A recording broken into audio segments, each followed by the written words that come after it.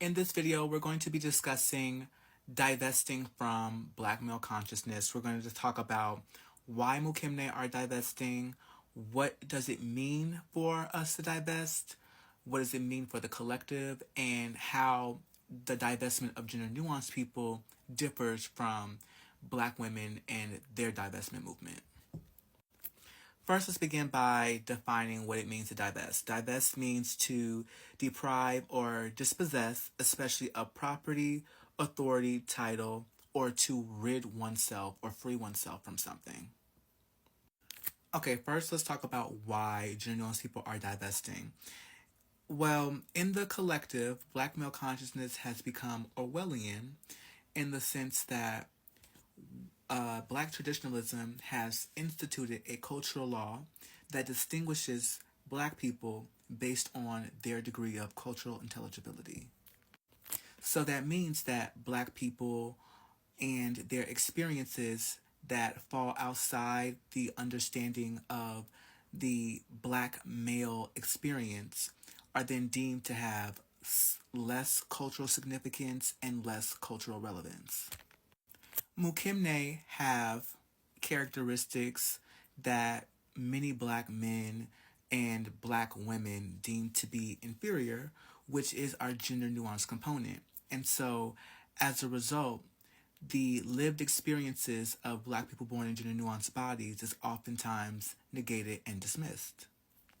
Consequently, this cultural hierarchy then perpetuates homophobia, femphobia, transphobia, and misogynoir within our community. Homophobia is the attitudes and behaviors of a particular group of people towards another group based on the perceived characteristic that the majority deems to then be inferior. So within a traditionalist frame of mind, from a traditionalist understanding of gender, you'll oftentimes hear a lot of Black men say that they're real or this is real and this is not real. And so then our experiences as gender nuanced people are seen as somehow having less value because of the degree of femininity or the degree of zestiness that we then ultimately possess. I want to take a moment to explain how Black consciousness became Orwellian and what that means for us as gender nuanced people. This concept of Orwellianism comes from the story of Animal Farm, the novel Animal Farm by George Orwell, where it talks about how it's a fictitious story that talks about how the farm, the relationship between the farmers and the animals. So the farmers, they have all the power and they control the animals, and the animals then have the ability to run the farmers off the farm. Consequently, the pigs then take power and they begin to do the exact same thing that the farmers were doing in terms of controlling the animals and creating these laws and rules and things like that. The book of Animal Farm really talks about the paradox of equality, that usually as you begin to fight for equality, that you end up creating the very same system that you try to free yourself from. And that as a collective of people, as Mukimne, what's happened is now that we kind of are in a new era of Black consciousness, now that we've kind of moved past the civil rights era, and we are able to kind of see what everybody looks like, you still have some remnants of cultural homophobia that permeate our culture as a collective. So then what is the solution? The solution is racial separatism, that we are a community of people within the community, and we ultimately have an understanding of ourselves as gender nuanced people that have nothing to do with the collective.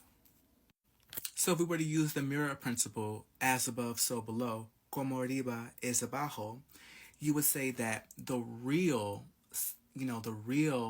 is seen as, the standard of the Black male image. And then anything that falls outside the realm of cultural intelligibility is then marked as an untouchable. as not real. Being that's not real. Being feminine isn't real. So the idea is that this bilateral lens, this top-down approach of being real and untouchable is actually archaic and oppressive, and that there's actually another lens, especially within this new era of consciousness, within the weirdo science of how we as people understand ourselves. A more accurate depiction or a more accurate description of our Black experience is one where we, as a collective of gender nuanced people within the community, we fall in the middle. That Mukimne is actually a portmanteau, as we discussed earlier. Mukimne is a portmanteau of the Swahili words for man, which is wanaume, and woman, wanawake. And we are Mukimne because we fall in the middle. We are a community of people within the community. As Mukimne, we have a shared conscious experience of growing up as Black people in gender nuanced bodies within our traditionalist households and also within the larger aspect of the collective and the diaspora. And for that reason, we need to divest. We need to divest to begin to create a narrative of our understanding as Black people born into nuanced bodies that have nothing to do with wanaume and nothing to do with wanawake because we are Mukimne.